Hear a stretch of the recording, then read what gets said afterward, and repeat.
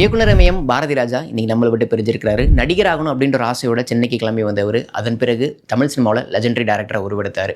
Cinema ஆசை இவருக்குள்ள எப்படி வந்துச்சு, நடிகர் ஆகணும்னு நினைச்சவர் அதன் பிறகு எப்படி இயக்குனர் ஆனார் அப்படின்ற பற்றி விகடன் தனமுக்கு 2018 அடித்த பேட்டியில் பாரதி ராஜா பேசியிருக்கிறாரு. அந்த பேட்டியில் சுகாதாரத்துறையில் நான் முதல்ல வேலை பார்த்துட்டு இருந்தேன். சினிமா கனவு எனக்கு பிடிச்சி ஆடிச்சு, எப்படியாச்சும் மெட்ராஸ்க்கு வந்துடணும் அப்படின்ற மாதிரி ஆசைப்பட்டுட்டு இருந்தேன். ஆனால் எங்கள் அப்பாவுக்கு என் மேலே கோவம், நல்ல வேலையை விட்டுட்டு போகிறானே, இப்படி பொறுப்பு இல்லாமல் இருக்கிறானே அப்படின்ற மாதிரி எங்கள் அப்பாவுக்கு என் மேலே கோவமாக இருந்துச்சு. ஆனால் அதே சமயம் என்னுடைய நாடகங்களும் என்னுடைய நடிப்பும் எங்கள் அப்பாவுக்கு பிடிக்கும். எங்கள் அம்மா ரொம்ப நல்ல மனுஷி, என் மேலே எப்பயுமே பாசமாக இருப்பாங்க, என்னை சமாதானப்படுத்த எப்பயுமே முயற்சி பண்ணிகிட்டே இருப்பாங்க. ஆனால் ஒரு கட்டத்தில் பொறுமை இழந்தேன்னா எப்படியாச்சும் மெட்ராஸ்க்கு கிளம்பிடணும் அப்படின்ற மாதிரி ஆசைப்பட்டேன். அப்போ ஒரு நாடகத்தை போட்டு எப்படியாச்சும் கிளம்பிடணும் அப்படின்ற மாதிரியும் பிளான் பண்ணேன். உடனடியாக எனக்கு பைத்தியம் பிடிச்ச மாதிரி பவுடர் டப்பாவை தூக்கி வீசுறது, சீப்பு தூக்கி வீசுறது அப்படின்ற மாதிரி ஒரு ரூம்குள்ளே போய் கதவை போட்டுட்டு சினிமா டைலாக் சத்தமாக பேசுறது அப்படின்ற மாதிரி நிறைய விஷயம் பண்ணிட்டு இருந்தேன். அதை பார்த்து பயந்த எங்கள் அம்மா, உனக்கு என்னப்பா வேணும் அப்படின்ற மாதிரி கேட்டாங்க.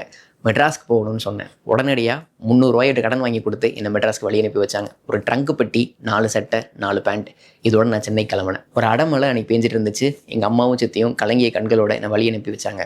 இன்றைக்கும் அடமலை பெய்யும் போதும் எங்கள் அம்மா கொடுத்த நம்பிக்கையும் அன்றைக்கி அவங்க வழி அனுப்பி வச்ச நினைவும் தான் என் நினைவு கொத்துட்டு இருக்கிறோம் அப்படின்றத சொல்லியிருக்கிறாரு.